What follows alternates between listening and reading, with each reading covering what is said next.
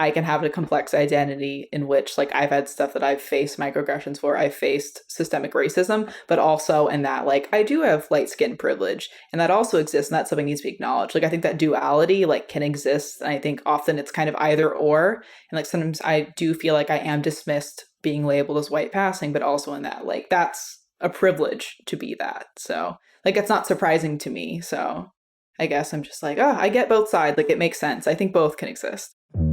This is Only the Bold, the podcast where we have deep conversations with fascinating humans.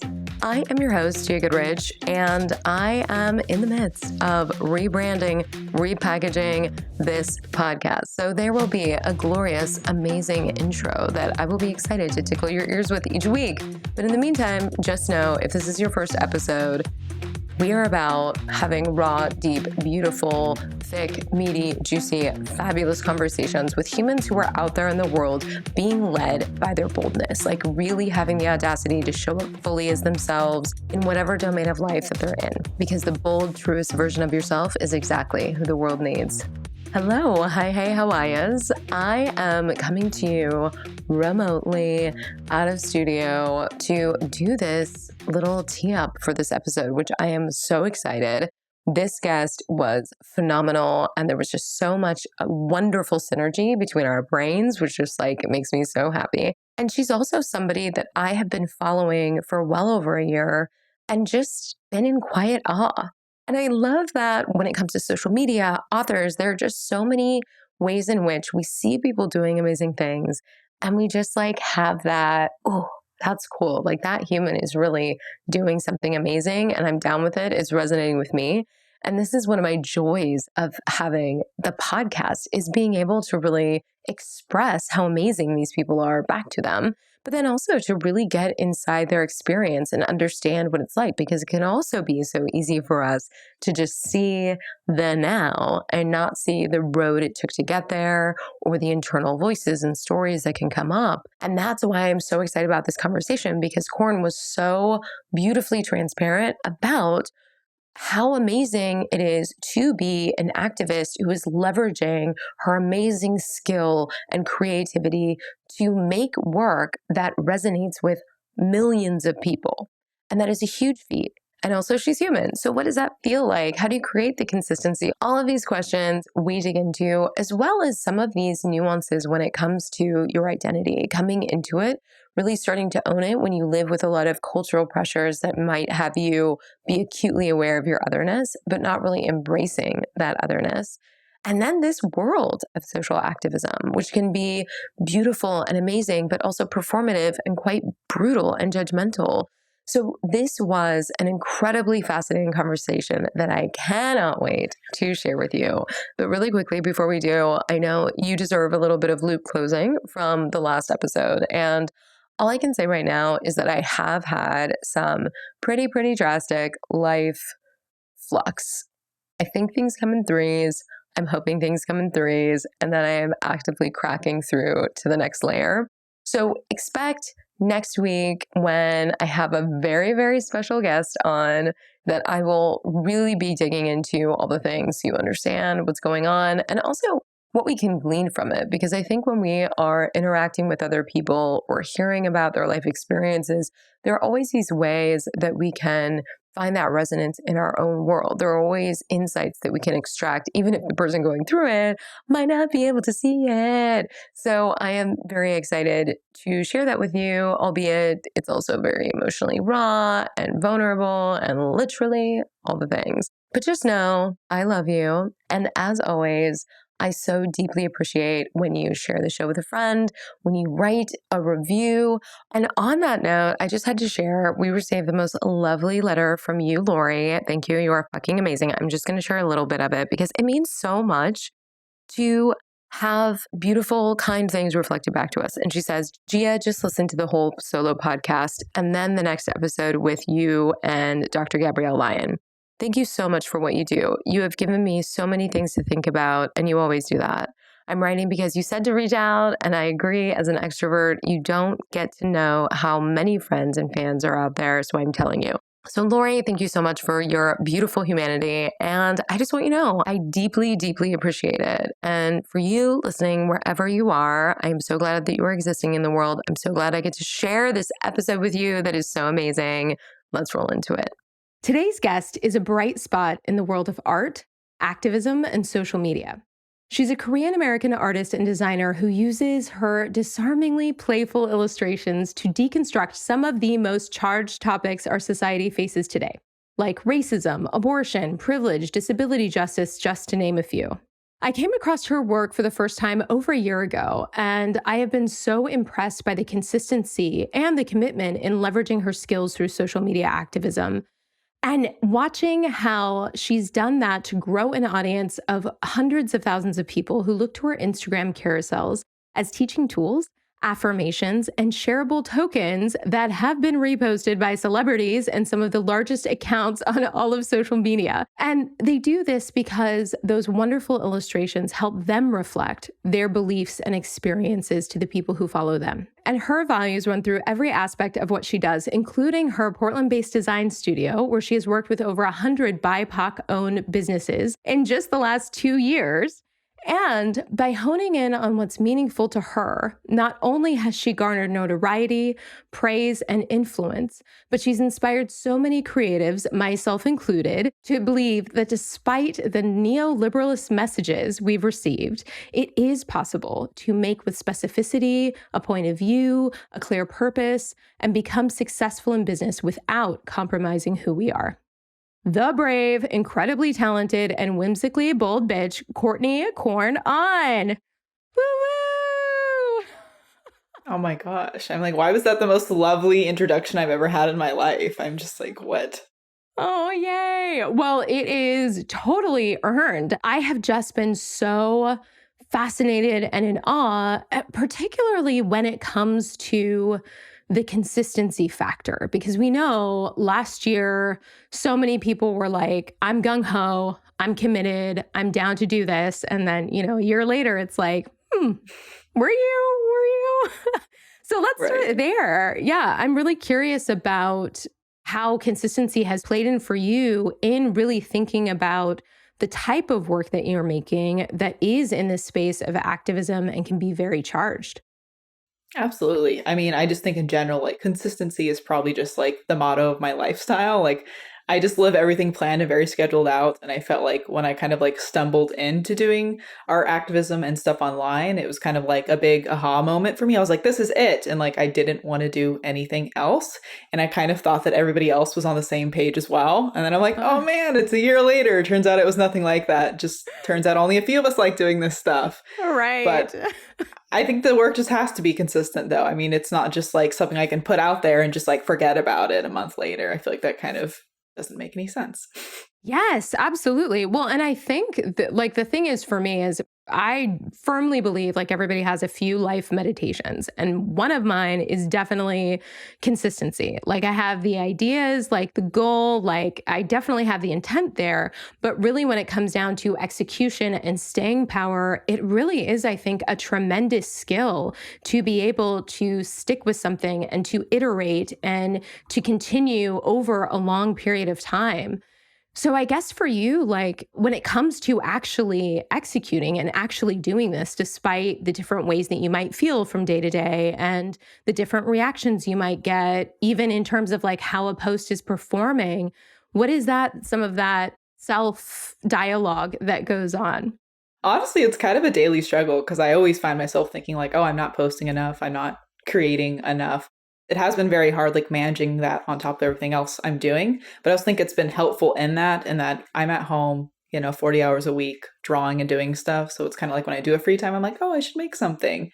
And it feels like it lines up. But I feel like a lot of it too has been giving myself grace to say like, okay, I can't make something this week. And that's totally fine. But I'm still committed to this. I still want to do it. I think it's having that flexibility. Like, I think if I was on a very like rigid schedule of like, I need to put something out every 3 days, like I probably would have failed in a week. So. Right. Yeah, because the burnout is real. And I think like setting those unrealistic expectations that you don't quite know are unrealistic until you get like slapped with the bat of burnout. And then you're just like, wow, I don't know how to like crawl my way out of this hole I've dug for myself. Absolutely. I'm just like, I am constantly getting out of stages of burnout. Like it is a learning process for me. So I'm like, I wish I knew better. Yay. Well, let's talk about the work itself, because I think for people who haven't really had the chance yet to see what you create, in terms of describing it, what I love so much about it is that it reminds us of children's books. It reminds us of this time that was filled with innocence and play and joy. And when you think about the genius of merging that with topics that are traditionally thought of as being so overwhelming, so scary, something that people, because of trauma, because of societal norms, don't want to talk about, it really just feels like a beautiful pairing that allows people to open up enough to be like, oh, yeah, let me read a little bit about white privilege and abortion rights and like all of these Right. topics. And it just is so delightful to me. Yeah, no, it's really funny because I feel like it wasn't really like intentional of me. Like I feel like when I just first started learning about this stuff, I was just like, man, there's not really a lot of good tools out there. And I'm a very visual person. Like it's hard for me just to like read and understand something. And I was looking for nice looking images like on these types of topics, and they really weren't out there and they weren't accessible to me. And then I was just like, oh, I'd love to make stuff like this. And like me being who I am, I love everything that's very cute and pink and adorable. So I'm just like, it kind of was accidental that I made everything look very cute. But then it's kind of been like this weird like approval where people are like, oh, I love that because it's making it approachable. It's making it seem like these topics are easy to talk about. But then also like, oh, is it like undermining these topics? Like it's a hard balance navigating like an art style when you're talking about intersectional topics. But I think it's worked well for me so far, at least. Yeah, well, let's talk about that, because I do feel like all of these topics are so weighty that I would imagine that it is this dance of navigating it in a way that is palatable and is intriguing and enticing enough so people are like, okay, cool, I want to chat about this.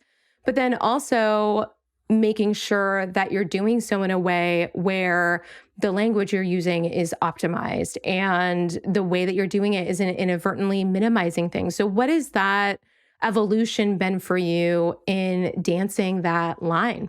Ah, it's been so hard. I feel like I'm still trying to find that line sometimes, but I think a Yeah. lot of it's just been being more intentional in my language. Like I definitely think there's a limitation of when you're drawing cute figures, like how much you can communicate. So I've really heavily relied on like doing hand letter messages with it. And then like as I've tried to be more intentional, it's like they just keep getting longer and longer. And I'm just like, oh, there's more stuff I have to think about. And there's this side of the story. And then I need to mention that this is just the beginning. So I think a lot of it's just been like being mindful of like the limitations, I think, of what you can put on an Instagram carousel and what you can put on a caption, and like giving yourself, I don't know, the flexibility to say this is just the start. Mm-hmm. But have you felt like there have been people who don't understand that, like the limitations of what you're doing?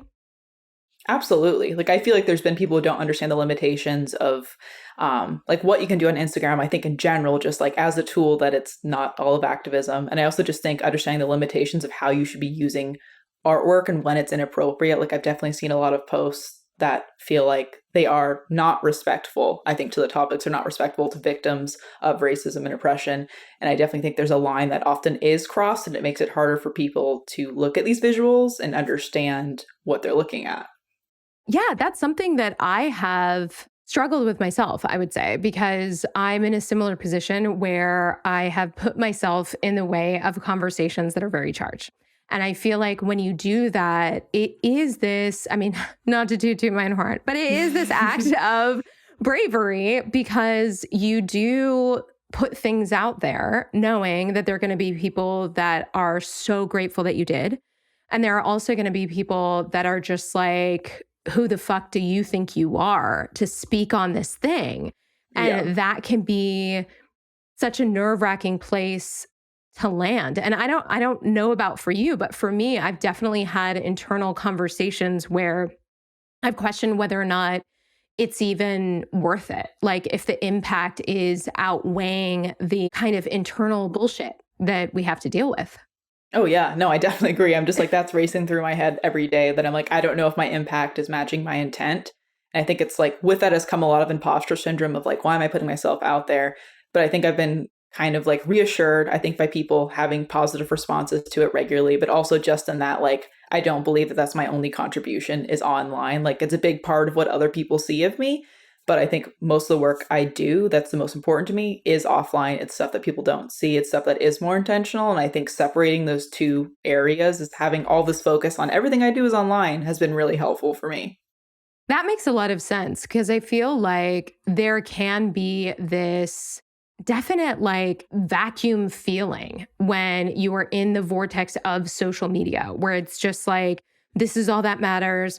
This echo chamber is the only thing that gives my life meaning. And then it's taken me a long time to really understand that my body doesn't register any of that as real. So, like, the difference between getting affirmation from a really close friend on a walk and getting a hug is so real to my body versus getting affirmation, even from like a really prominent figure, right? Like a celebrity or Right. something like that. It just still like in that moment, it's like a little, it's like Pop Rocks, which I don't know. Are you familiar with Pop Rocks, the candy?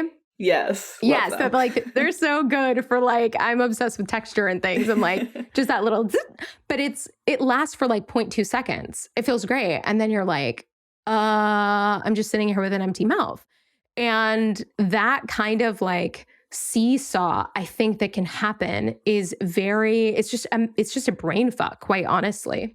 Oh, absolutely. I'm like, I felt the same exact way about it. I feel like I get these little hits of dopamine when people comment nice things, but it just wears off so fast. And I think initially I was just like, I just need to create more content and do more. And then I will Right. just feel good all the time and get all this affirmation and validation that I need. But I think in a similar sense, I've definitely felt the best validation, I think, from people around me. Like, I don't know, just having really close friends and family being like, hey, that post really resonated with me. I'm thinking about this more. Like, means probably 1,000 times more than like hundreds of comments because like I know how easy it is to put on a face online, like we all do. Like I know it's not hard to share something to your story that doesn't make you like a wonderful person or that you understand the weight of what you're sharing, so it's Yeah. just different. Well, I'm curious too about that aspect because I think that, and I definitely experienced this where I would create a post and then people would use that post or like images in my case. Like I would make images of protests, people would use it. And there's a part of me that felt really great that like, here's this tool and they're using it and like big deal, people are reposting it and that's great. And then also, it at certain points, depending on the circumstances, felt like, oh, you're actually leveraging what I created as a smoke screen or like as a way to like put bubblegum tape on the dam to not Hmm. actually do almost as a symbol instead of actually doing the work to just be like, see, here I am, like I'm doing this great thing. So I'm curious for you because definitely your work does that. Like if you look at it has a potential for sharing and people really sharing their values, right? And you can just look at your tag posts and see that people are really sharing based on like this is exactly what I want my people to see and blah blah blah blah blah. But I'm curious about how it feels knowing that some of those people are really in it, really doing the work, really making everything happen. And other people are doing it almost, and probably not intentionally, but kind of more like window dressing to just sort of flag, hey, I'm down with the wokeness. Honestly, I feel so conflicted about it because I think initially, like, I thought that anyone who shared my stuff, I was like, they're amazing. I love them. Like, they're so about this. And then, like, I kind of had this moment like 6 months ago when I was looking at all my tagged posts. I was actually looking at the shared stuff and like what the people were also sharing. And I just like hit this wave of just like performative activism. And I was just seeing these accounts that have like never shared anything. Like, they also just have weird stuff in their bio that's just like hashtag BLM, like hashtag ally, and just like sharing all my stuff and just being like, oh, I love this. And I was just like, what is this? This is the worst thing ever. And I had like a few like larger organizations that were like kind of bad, like resharing stuff on their company accounts and being like, oh yeah, Yeah. this stuff matters to us. And I'm like, no, it doesn't. Does So I'm just it? like, now I'm kind of leveling out with it where I'm like, I do feel conflicted because I know a lot of people do share my work performatively. They just put it on their story and then think they're done for like the week. But then I also like, I'll see people like send me the most heartfelt messages and like show them being like, oh, this just like, you know, verbalized everything I wanted to say about this. Like, this is a way that I could communicate this to people I love and let them know how I feel about these topics. And I'm like, that makes it feel really worth it. But I'm just like, it's a weird feeling. Yeah. And I definitely, it's something that I rock with a lot, is this internal realization. In fact, I was just talking to my mom about it this morning, that like the double-edged sword of everything is that in order to reach the people you really feel called to reach, you have to go through the bog of eternal stench, which means that all of these people are going to have access to your content, that can use it however they want. They can hate watch it. They can like do whatever. And it's just like this understanding that this is just how it is. And I was talking about a particular person in my life that I realized I would never share any of my vulnerable stuff with. That person definitely hasn't earned the right to know what's truly going on with me, like that soft underbelly. And yet, in order for me to reach the people that I do feel like really, really need to know what it is, I have to be open to the fact that this person could potentially be watching all of it.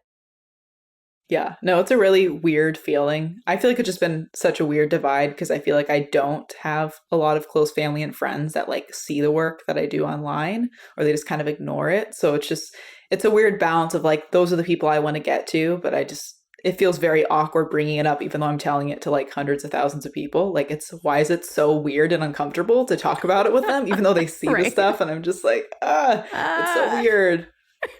But I'm just like, I know that's exactly what I need to do. And I'm just like trying to focus on that. Right. Yeah, that totally makes sense to me. And I think, at least in my experience, it's not like something you ever grow out of. It's just this ever evolving dynamic and relationship to the world that's abstract, that is just numbers and text in platforms, and the world that's very literally the world you're experiencing. And it's very, I don't know, like I have a very tenuous relationship with that dynamic. When I started my TikTok, I blocked my partner. Like I was just like, oh, this is like so, I felt like such a weird imposter starting a TikTok. And just the thought of her watching it, even though she's like totally fucking supportive, I was just like, oh, and blocked her because I felt so weird. And still, like, there are people who I will just be totally shocked when they'll like send me a picture of one of my videos or something like that. And it will like jolt me back into this reality that it's like, oh, wait, like all the abstract people are seeing this, but also like you, like the person who like was my kindergarten lunch buddy. That's so weird. Honestly, no, that's like probably so bizarre. Like, I feel like I just see a lot of people from like high school and grade school and stuff that I see pop up that I'm like, I don't know very well, but like they're liking my stuff. They're seeing this very intimate side of me that I'm like, I guess everybody sees, but it's just weirder having them see it. So I definitely feel that. Well, let's jump back to your roots, because one of the things I love is a great origin story, and really thinking about the way you can come to this place of like really doing what you're doing. And I am guessing it wasn't 100% mapped out trajectory. So take us back to like little kid Courn and how you started to make your way into what you're doing now. Yeah, I'm like, that's a long story. So I guess I'll start somewhere. I guess I grew up in like a very predominantly like white coastal town in the middle of nowhere, like the kind of small town that has 2 Asian families in it. And like, we were one of them. And like before that, my dad had emigrated from Korea in high school, and he met my mom. We had my 2 older brothers, and really like despite his background, like I really didn't have a lot of Korean influence growing up. Like he didn't speak Korean. We didn't eat Korean food. So it was just a very weird vibe in my household.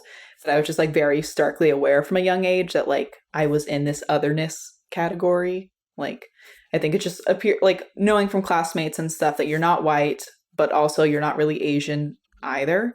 That totally resonates with me, that like people know that you're not like everybody else, but not having that tether of like, oh, and here's the food of my people, here's the Yeah. culture of everything. And I feel like I've been so envious of people who really have that anchor to be able to say, like, come to our family's Chinese New Year party and be able to Hmm. partake in all of this and really understand who we are and how amazing our culture is. And instead, I was like, come to my house with my white mom and we'll eat macaroni and cheese just like at your house.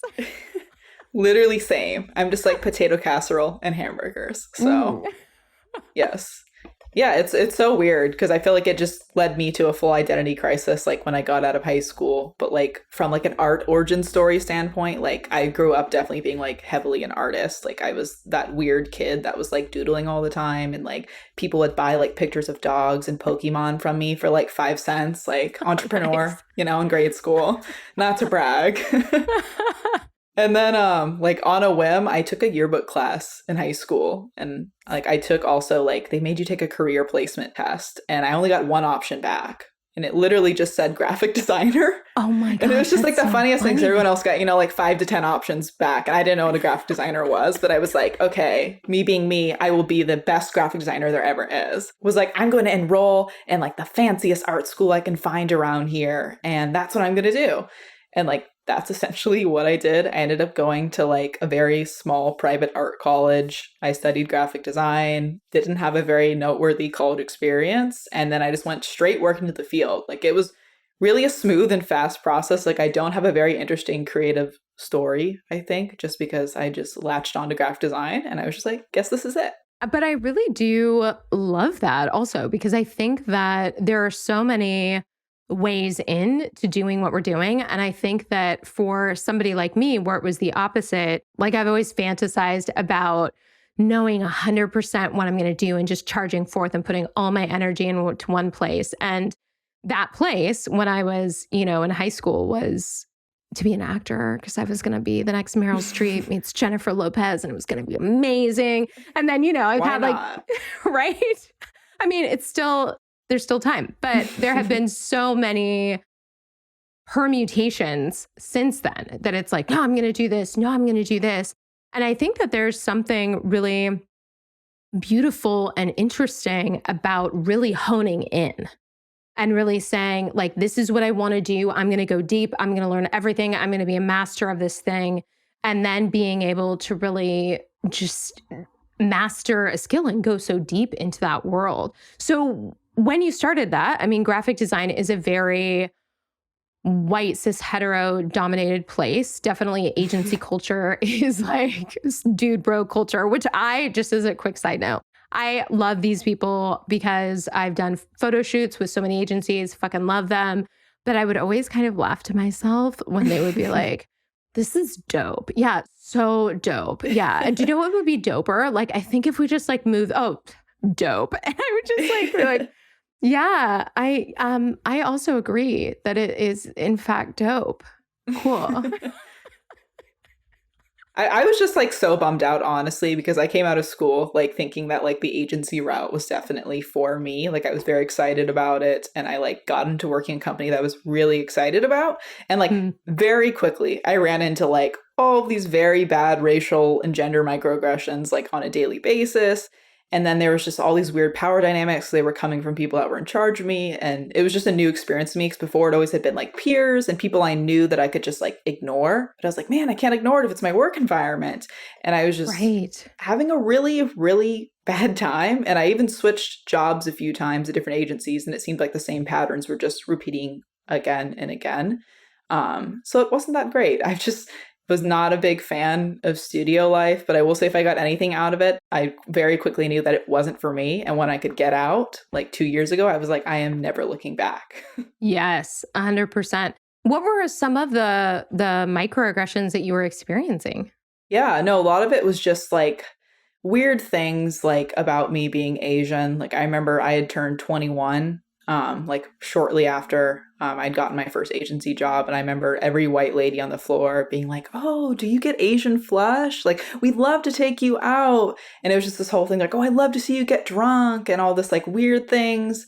And at the same time, I used to wear my hair in like a little top knot. Like I was very repetitive. I wore it every single day. And I had like probably people ask me on a weekly basis, like if it was like, I don't know, a heritage thing, like if it was like part of some like Japanese ancestry, which like they all very well knew that I was Korean. And it was just like very weird. And also that I preferred to be called Courn, and people started using like corn emojis in emails and stuff instead of calling me by my name, or like purposely calling me Courtney in front of big clients when I was just like, that's not the name I use. It's Courn. I've told you that. And it was just a whole slew of things, but yeah. Wow.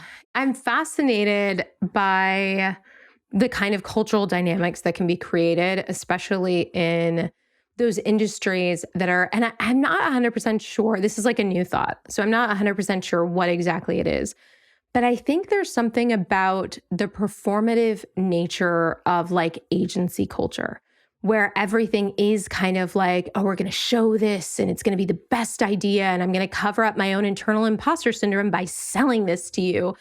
That there's something about the artifice that's baked into it and the way that you level up, right? The way that you get the next job and the next job is through this kind of bravado.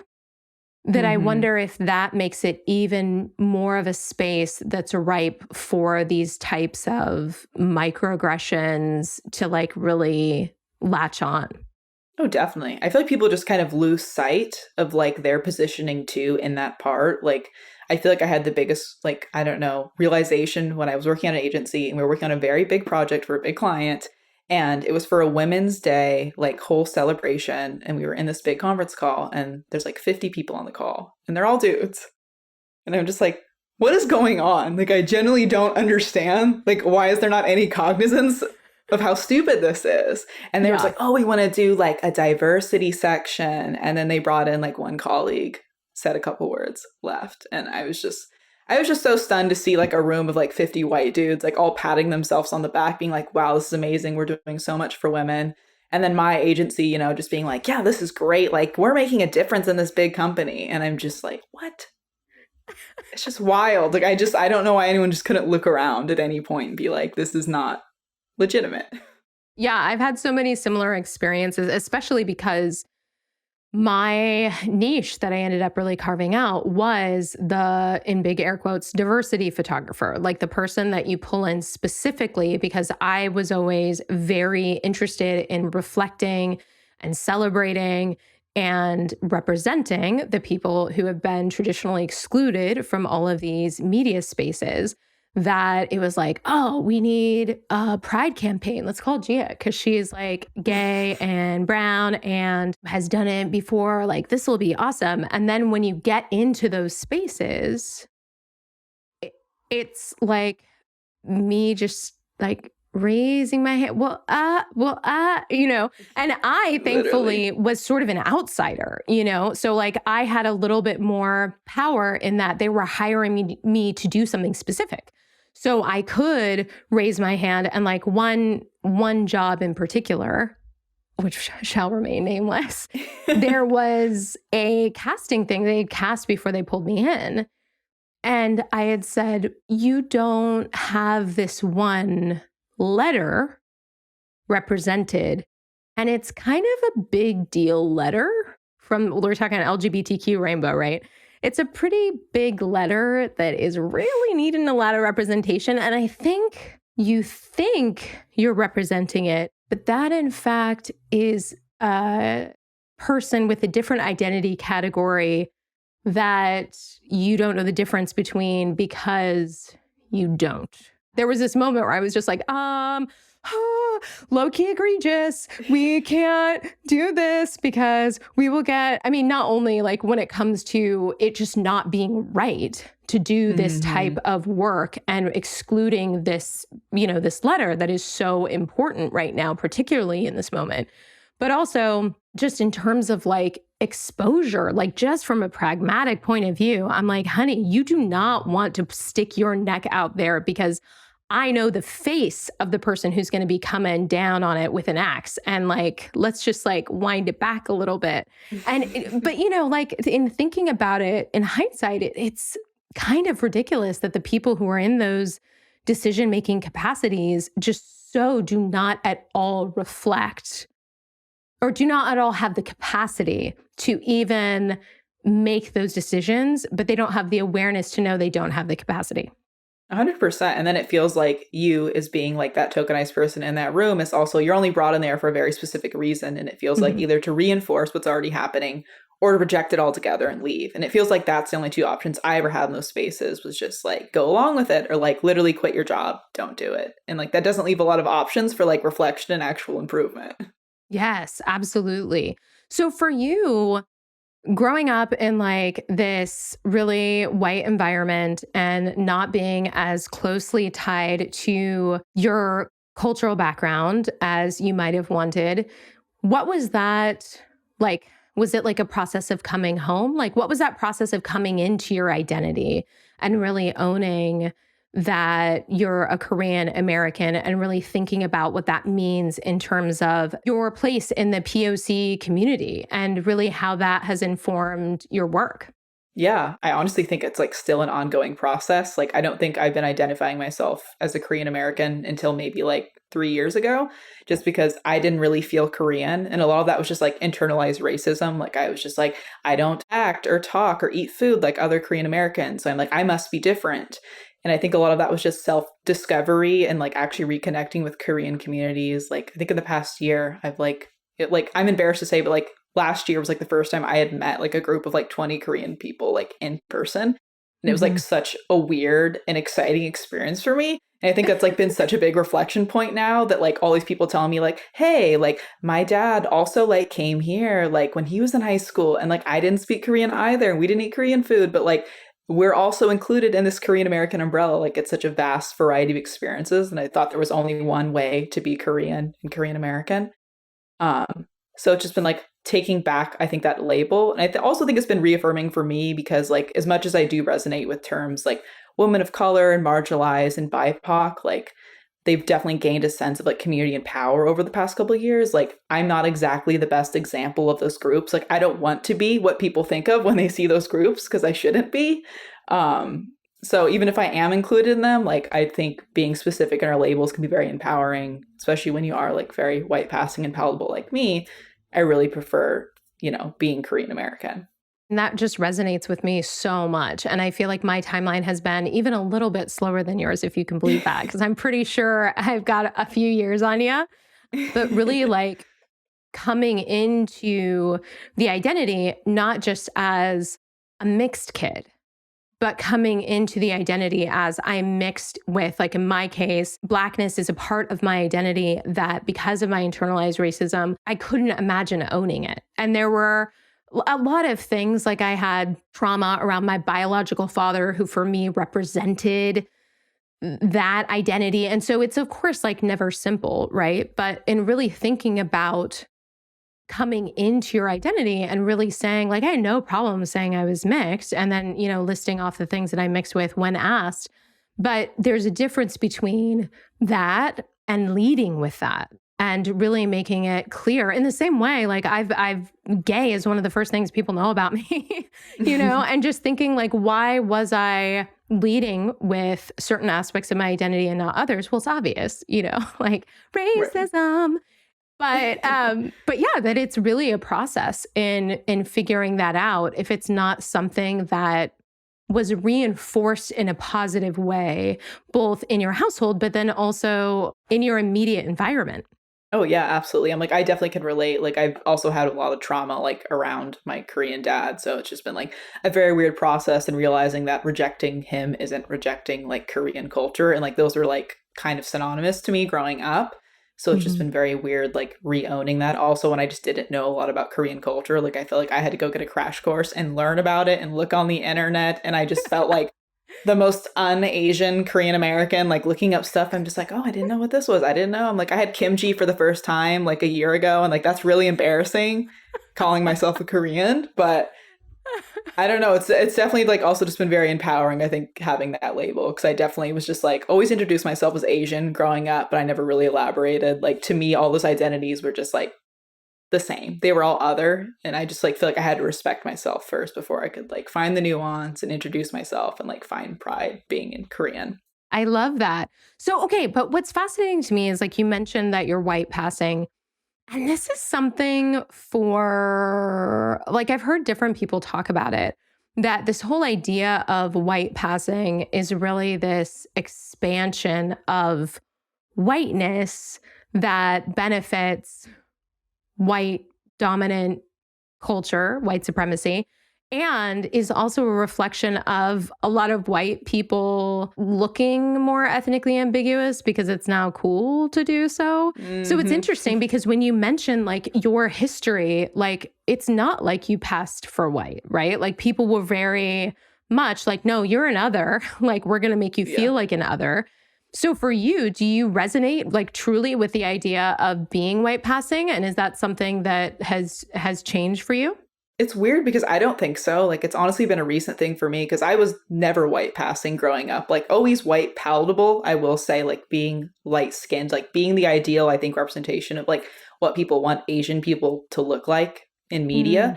But it's weird because I just was never passing growing up. And it wasn't really until like maybe the last couple of years, like moving to Portland and like meeting other people, that I suddenly realized that people started mistaking that I was white in conversations and like saying racist things to me, making weird remarks. And I was like, oh, I guess I'm white passing. And then I went through this whole identity crisis of like asking people around me, I'm like, do I look Asian? And then I'm like, with a mask on, and I'm like, do I look Asian now? And I'm like, oh no, I dyed my hair blonde. Like everyone's going to think I'm white. And it's just been this whole thing, but I definitely think it's been like a good realization, even though it is weirdly playing, I think, into the same systems of repression. Like it is very much like, I feel like white people being ethnically ambiguous are like leading to this problem of now we're misidentifying people of color and not giving them, I think, like the identity that they want to be, that they are, how they want to show themselves to the world. It's always being judged in a different way. But I'm also just like, you definitely need to acknowledge it, because like I am definitely very white palatable. And like on the offset, if we're saying that people are palatable, then on like someone has to be at a disadvantage. Like I think for that passing or palatedness to occur, like the rejection and oppression of the most marginalized, most dark-skinned people of color are coming at a disadvantage. And like I think that's the angle we have to be taking it, rather than focusing on white passing. Like who is missing from this perspective if we're going down this route? Yes. And I love the nuance in that. And I love the term white palatable, because that totally makes sense to me. Like that is, I think, way more accurate in what it is. It's not to say, like I was just reading this morning about colorism because I'm such a good student of life. No, but I was listening to the content by Dr. Sarah L. Webb, who has this amazing Instagram and everything, Colorism Healing, and just listening to this conversation around privilege, and that the lighter your skin is, the more privilege you have, and that a lot of people take issue with that. And to me, having experienced it, I find it difficult to take issue with it, because it's like, yeah, even the fact that I could identify as mixed is a privilege, and distance myself, even as harmful as that was to myself and also to other people. Like it was something that I had the luxury of doing because of my proximity to whiteness.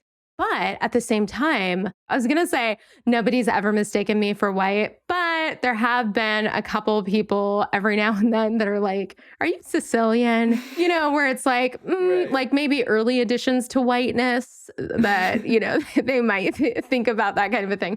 But I think it is operating sort of as this mechanism to really erase the experience and the trauma that people face and the identity as a whole, right? Because if somebody's like, oh, you're white passing, it erases everything that you come with, all of your identity, in a way that I think is really harmful. And so there has to be more nuance around this idea, because I personally hate the idea, or just hate this idea of like, because we have Kim Kardashians, because we have Keanu Reeves, because we have Ariana Grande's, now everybody is white. and except a small few. And then that means you can't have your identity story. And I'm like, did you not know like Keanu Reeves is a POC? Like, Right. I mean, I guess Kim Kardashian is too, but you know what I mean? It's just kind of like nuance a little bit, please. I definitely get it.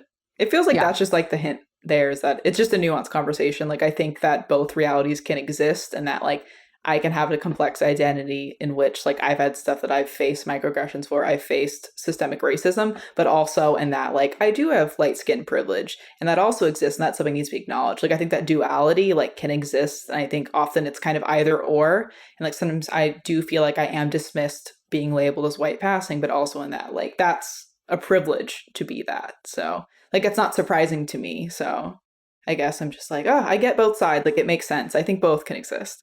Exactly. And I think maybe a different term, which I like, palatability, really. And I've always been somebody that like I can get away with conversations. I can navigate, negotiate spaces in a way that is definitely contingent upon privilege. And I think there are different axes of privilege that can operate at the same time.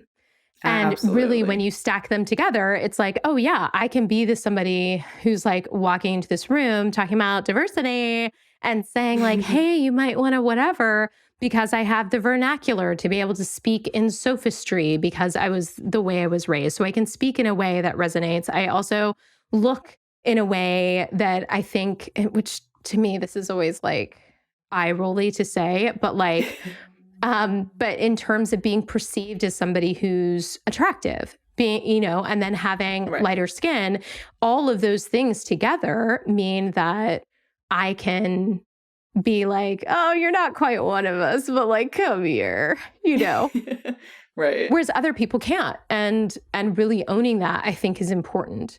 But it's never made me white. Yeah.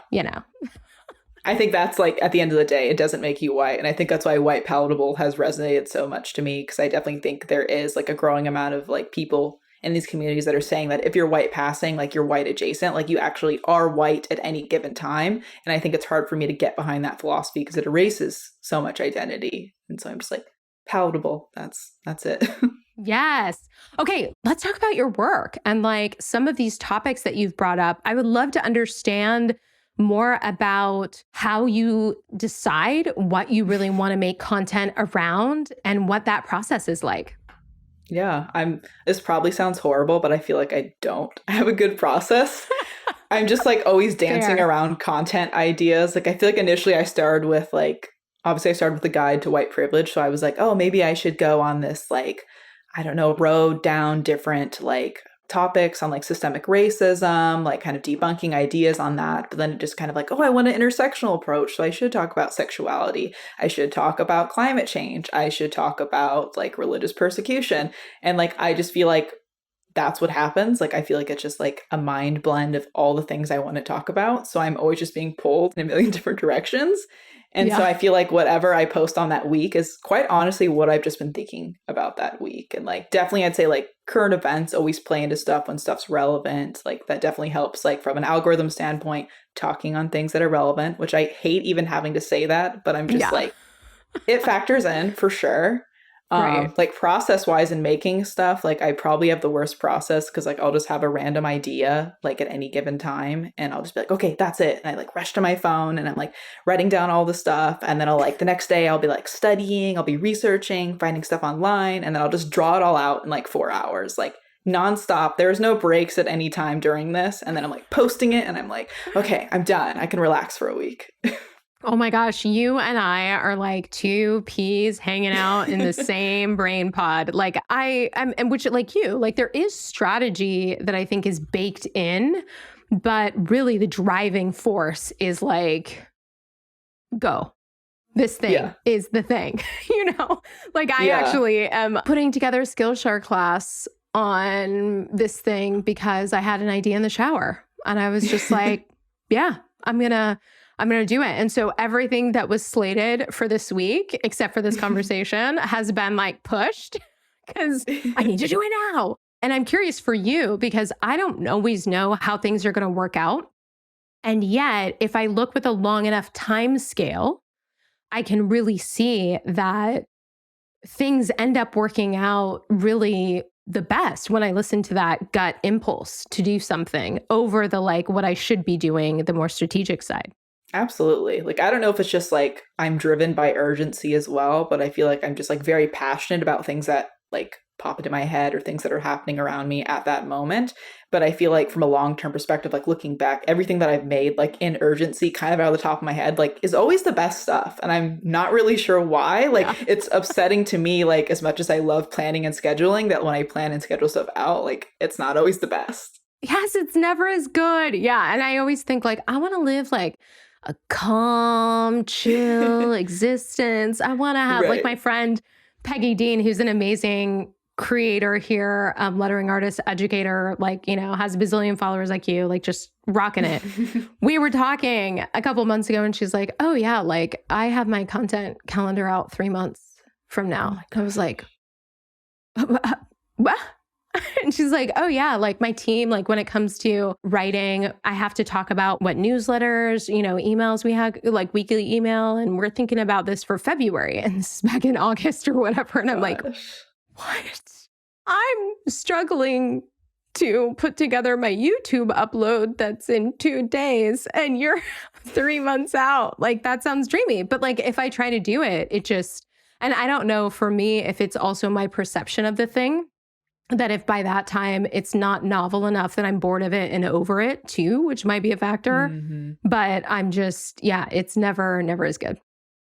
I'm like, that would be so dreamy to have things planned out 3 months. Like, that's what I would tell my clients to do. But I'm like, I literally make posts the day of, if not the day before, just on a random whim. And God, I wish I could do that. But I definitely do think, like, I'm like, maybe if I did plan it out months in advance, like, maybe I would lose that sense of urgency or like I wouldn't care about it as much, which is like bad when you're in like topics of activism. Like this isn't stuff that's going to like be bad in 3 months. Like it's always going to be relevant. But I'm just Right. like, I guess from a creative standpoint, I'm like, I like stuff fresh and on top of my mind.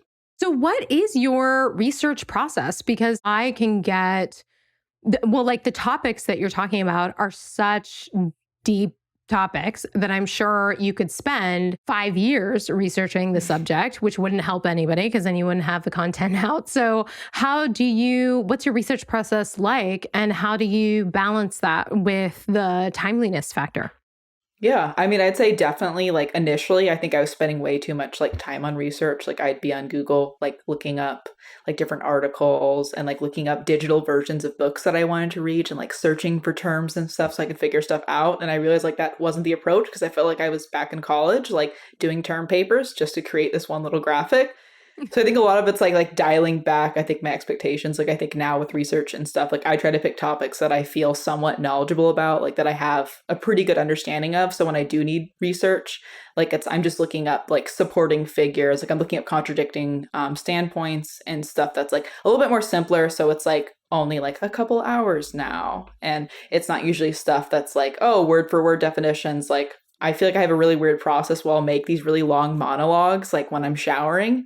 And like, I'll go and like type them all out. And this sounds bad. Like I should do more research than just stuff off the top of my head. But I'm just like, oh, this is great. And then I make a whole visual out of it. And then I have to go and make sure that I'm like, okay, am I saying the right things? Is this okay? I'm like, I got to redo this. So. Oh my gosh. I love you so much. I mean, maybe I just haven't had this conversation before with people, but like, I have not talked to another shower talker before. Really? Yeah, but I 100% ever since I was a kid, like it's whenever I'm alone and I have something that I'm like chewing over, I imagine myself either being interviewed or giving a speech or something like that. And it's like the talking out Yes. of it. I'm like, why did you just describe exactly what I did? This is the most validating thing I've ever heard. Because I'm like having these full blown like interviews and arguments and like I'm doing like fake podcasts in there and I'm like trying to come up with these long, intricate answers. And I'm like, I could never do this in real life in a conversation, but yes. So what's so funny about that is like people say to me, again, and not to like to my own horn, but people do say to me on occasion, like, wow, you're like such a natural at asking questions or answer, like being on podcasts or, you know, all of this stuff. And I'm just like, I've been practicing since I was 5 in my head. Like if you like added up all the hours that I have just been like hosting my own shows or answering all the press junket questions or Right. giving lectures, Honestly, like though. pretty sure I earned my 10,000 hours, babe. So not a natural over here.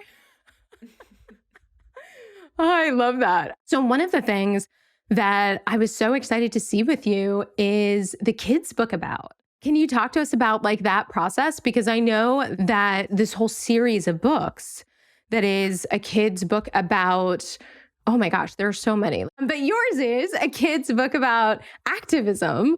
Yeah, tell me about that. That just seems like such an amazing like legacy thing to do, right? That you'd be like literally shaping, molding, helping little brains understand this whole world.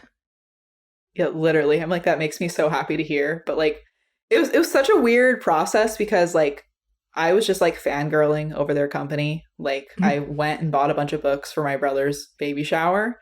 And like literally from the email, like the purchase email, like the founder of a kid's book about emailed me. He was like, "Hey, I've seen your work online. Like, how would you like to make one?"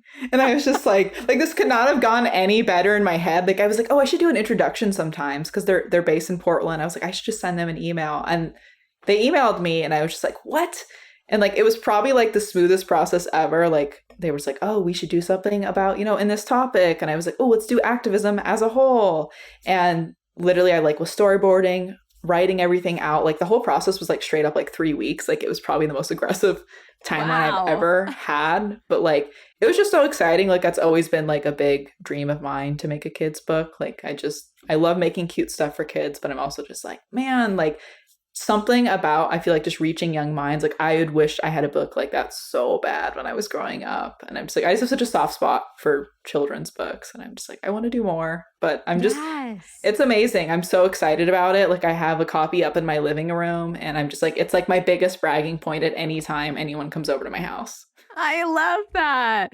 Well, and I think that when we think about like childhood development, there's so much that happens in these stages, like single digit stages, that really stick with us. Like even people like myself who I don't really have the most optimal memory storage capacity. Well, I guess I was told by an ADHD specialist that it's not the capacity.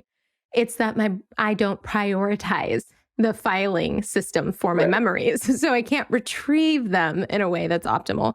But even so, I remember very specific moments in my childhood where there was a book that I came across or a TV show or something that really changed the way I saw something and really resonated with me. And just, I love that you've created this book that really will be that for so many kids and help them to feel like activism is something that they can take part of.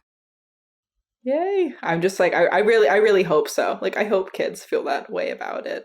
And I've just been really compelled because I feel like I read all that data that's like, whatever, kids start gaining biases like as early as like 6 months and like a year. And it just like wilds me, but it absolutely makes sense. And I feel like I've definitely had those moments of clarity in my childhood, like not seeing myself reflected in children's books. And I'm just like, just to be somewhat part of, I think, this big movement that I'm seeing now. Like I saw a children's book the other day that literally made me cry just from reading like 2 pages.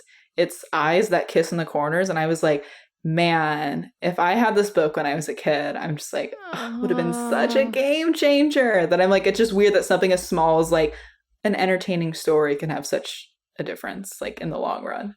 Yes. Well, have you seen the book? I mean, I was a full-fledged adult when I saw this, but it felt the same sort of validation for me. It's this portrait book called Part Asian, 100% Hapa. And even though my mixed story isn't that, just seeing portraits of people who are mixed and like being treated with the reverence of slick magazine photography. And that it really ended up changing my trajectory as a creator to really say, oh my gosh, like the same beauty, slick, gorgeous energy that I see in magazines, I can direct that toward the people that I believe should be directed at, and that I can do it in this way where I can help people feel that sense of validation that I'm feeling now.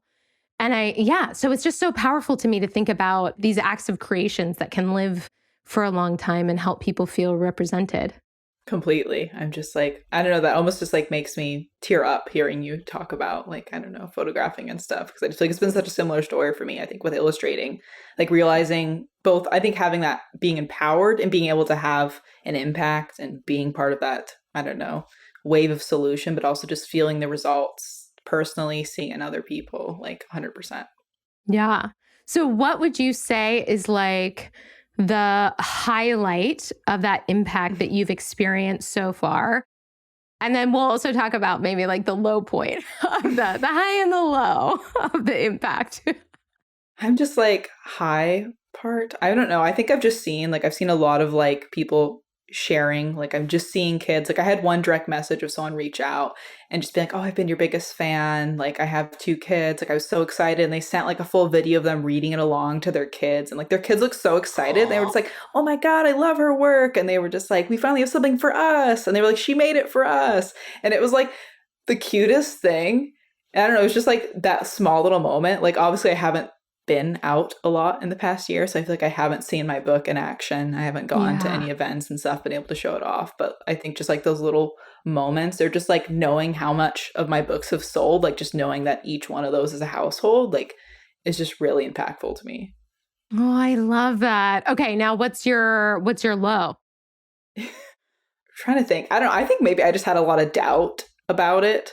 Like I just like when I put out a book, I was just like, oh, like was this my best work? And I don't know why, for some reason I was like agonizing over the illustration like a couple months later. Like I didn't like how I drew the noses, which seems like the weirdest thing to get really upset about. But I was just like telling my partner, I was just like, oh no, I messed it up. I don't like how the noses are drawn, and I feel like it's gonna look weird. And if the art's bad, then it's not gonna sell. Kids aren't gonna see it. And it was just this whole spiraling of something very stupid. So I'm just like, I don't think I've had a legitimate low about it probably yet. Like it's also only been a year. I'm like, there's plenty of time to have more lows. Right. Yes. I so resonate with that. I usually actually get blindsided with the real problems. It's the problems that I end up fixating over are the ones that are like not at all issues, right? Like nobody else is thinking about, like I actually, with the podcast producer, this last episode, I was like, there was a time in it that I caught, where I said something twice, almost the same thing. And she didn't catch it because like literally nobody else could hear it. And I'm like, oh, okay, we're fine. We're fine. Okay. The last thing I really want to talk to you about is the way that you have really doubled down on your you-ness, right? Your values and your beliefs through your business, but making it very clear, like the types of businesses and people that you want to work with and all of that. And also you've done it in a way where you don't need to have your face in the center of everything, unlike some of us. And I think that commitment to finding a way to do it in a way that really feels resonant with you and your energy, instead of trying to be somebody else, trying to do the thing that is going to be quote unquote successful in business or on social media, I think is just really fucking brave and super cool. So can you share a little bit about that? Because I have like lots of questions. I just want to be inside your brain about it. Yes, I'm like, honestly, it's been probably like so much trial and error. Like, I think I've rebranded myself like probably 3 times over the past 4 years. Like, I've redone my portfolio site like multiple times just on a random whim. And I think like so much has changed in the past few years. It's probably why I think I've started to nail down, I think, what that identity looks like in my business. But I'm just like, man, I have such a long way to go still in communicating it because, of course, I'm my own worst critic. But I do think that like most of what people's associating with kind of like my business persona really has just kind of become my personal persona. Like it's the merging has happened so much that I can't tell the difference. And I think that's a good thing. But I think initially I was like very scared of that. Like when I first came out to be a freelance designer and was doing stuff, I was like very much struggling with how to brand myself. Like I was like, I didn't want to be like the studios I had worked for. I didn't want to lie about stuff. Like I wanted to be very expressive in who I am, what I want to do, who I want to work with. And I think just leading with those values as a person has really kind of like shown the way of what I need to do as a business. Like I think it's weird that I'm like, I don't consider my business like different from me. And maybe that's just like the workaholic in me. But also I'm just like, I think it's just like an extension of my being. So I'm just like, what I want to do personally is what I want to do in my business too. Well, were you nervous when you were first starting things? Because I feel like there's the pressure, I would imagine, is to like, I mean, really one of the things that I recommend for everybody who's like capable / interested is like to share your story in your own words with your face, right? But I also think that there's so much power in finding a way to do that that really is in line with you and your personality, right? It might not be the easiest thing. Like, I mean, like, I'm really thinking, I followed you for so long before I had any idea what you look like. And like, that is fucking powerful on Instagram, where like everybody else is like, this is me in a bikini in St. Bart's. This is me hiking in the mountains. Right. It's honestly so weird because I just didn't know that was really an option. Like I was just like told to get on Instagram and share my design work on there because I'm like, that's how you get clients. So I was like, oh, I shouldn't share my face. Like people won't like that. It'll be weird. And like I kind of just like went with that and I just only shared artwork. So it's kind of been like a weird process of like, oh, I guess sometimes I can share photos of myself here and there, but it's still like a very awkward thing. But I definitely think there's a lot of empowerment that comes from just like sharing your work. Like I've definitely never felt very confident in like the way I come off speaking, like definitely not in videos and feeling comfortable doing that online. So just being able to make artwork that expresses that and just share that and only have that be the side that people see of me, I think is like really validating, empowering as someone who has a hard time showing that. Yeah, absolutely. I feel like it's such a great example for people where it's like there are multiple ways to do this. And you don't need to have this big razzle dazzle loud energy in order to be successful. Like you can have a more quiet, thoughtful, powerful energy and do it in a way that is really resonant with you. And that's something that I definitely got from you from the beginning, is just that it's like, I'm choosing my focus, what I'm going to share and what I'm going to prioritize, and I'm going to do it differently than other people. Yeah, no, absolutely. And I think a lot of people have been really seeing, I think maybe advantages of doing that or just being able to do that on social media. I think the past few years, I think it's really lended well to that. I think also in the idea of like segmenting a part of yourself, only showing the part of yourself that you want to see online that you feel comfortable with. I think there's a sort of power in that is too, in drawing that line and being like, this is what I'm comfortable sharing online. This is what I want people to see. There's this richness to me that people don't see online, and that's okay as well to keep that separate. Yeah. Yeah, 100%. You are such a dazzling human now, getting the chance to hang out with you, that I also am like, oh, now that you have proven to yourself that you can totally be successful, I'm curious if you're going to be doing more things where people get to hear you. Because I know you've done keynotes and interviews and things like that. Is that something that you're wanting to do more of? Or is it something that you're still thinking about keeping to a minimum and keeping your current focus? Honestly, like I haven't really thought about it. Like I'm really not sure. Like I think if anything, it hasn't been a matter of me not wanting to like do more speaking stuff and showing my face more. It's more just like I haven't had the time to.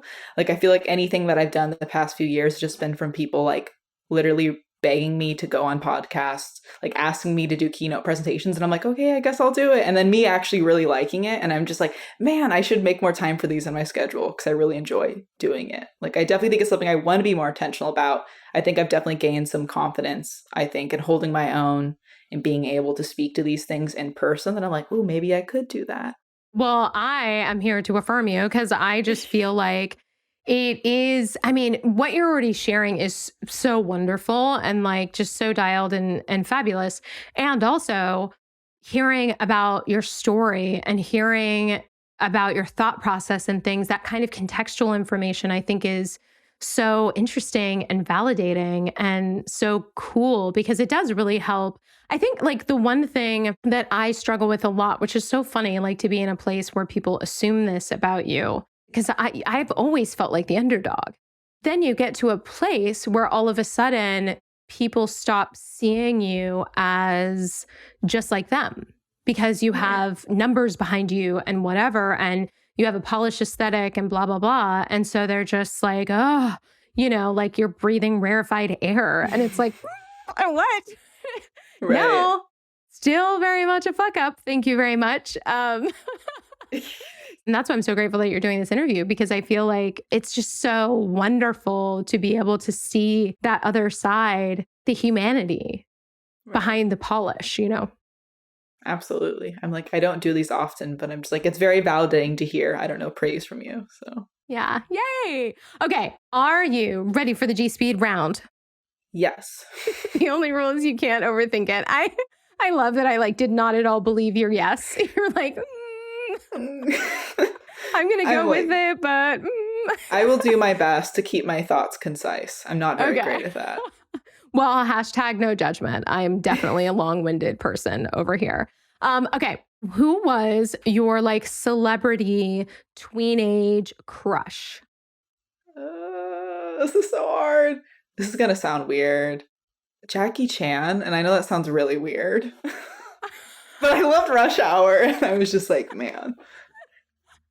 Oh my gosh, I love that. Well, one of my early crushes was Ernie Reyes Jr., who I don't know if it's probably a generational thing, but he was in a movie called Surf Ninjas, where he was like this California surfer dude who, when him and his brother end up realizing that they're actually princes, and they have to go back to their country to defend it. This sounds amazing. It's a classic. And yeah, I was very into his long hair and ability to, kick ass. And yeah, so we're in it together in the nerddom. Okay, what is a failure that you have experienced that ended up, in hindsight, really being a gift?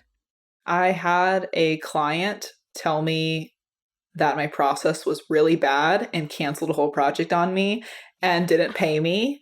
And since then, I had a really good contract made and I've improved my process. And it's been like, I haven't had any situation even come close to that. So it was true, but it was horrible. Yeah. Oh my gosh. The dickery runs deep with that one. Okay. When you are deep in your dorkdom, you are just by yourself, you're being silly AF. If we were a fly on the wall, what would we catch you doing? Probably dancing. I used to get really into playing Just Dance. It was really embarrassing. Me and my friend were so into it. And I am the worst dancer ever, but that's me being very embarrassing by myself. Oh my gosh. Yes. I've only played it a couple times, but there is some competitive streak that was just ignited the couple times that I played it. And I was like, oh, I got this, where you're stomping really hard. And yes, I'm we had the routines memorized and would do them without the songs. It was the saddest thing, but it was so much fun. Wow. Amazing. Okay. What is a totally underrated food that if you could really give the spotlight to, people would really just be next level excited? Pesto. I feel I love pesto on everything, but people only seem to want to put it on pasta and stuff, but it's great literally on anything. On anything. Yes, I resonate. Okay. If you were in a hermetically sealed room for 2 years and you could only have one movie or one TV show as your only form of entertainment, what would you be bringing with you? I mean, first of all, definitely just a TV show because it's longer, all the seasons included. Yes. I feel I don't have a lot of good comfort shows. I feel maybe it'd be Lost because I'm still confused by that show, and I feel maybe I would benefit from rewatching it over the course of 2 years. Yeah.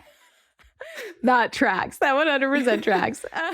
Okay, what is a mantra, tried as it may be, that is totally doing it for you right now?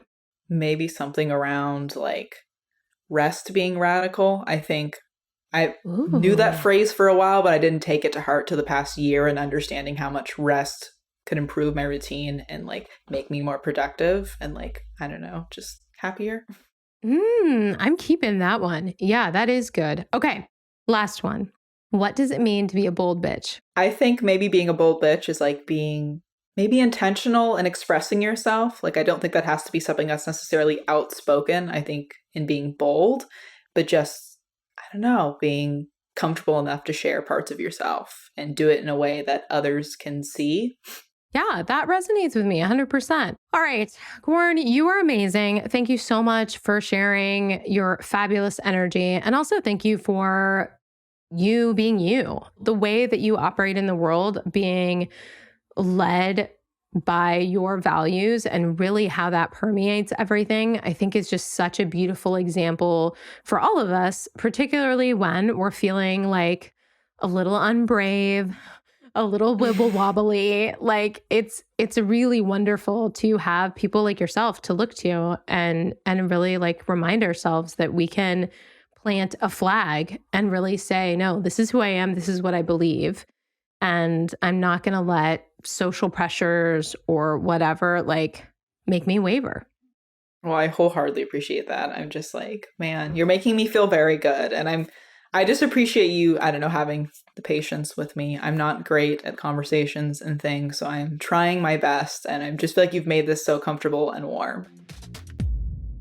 See, I told you, what an amazing episode. Listening back to it, it just makes me so happy with how deep and fun and playful we were able to be whilst really digging into some serious things and experiences. And that is, to me, the beauty of having really rich conversations is that ebb and flow. And I'm just so grateful to Courn. I hope you follow her and send her all the love. And this week, I hope for you, you fabulous, beautiful, bold soul that you are, that you go out there, you live as authentically as possible, you show up with as much self-compassion, grace, and general badassery as you can muster in any moment. You are fucking amazing, and I will see you next week. Bye.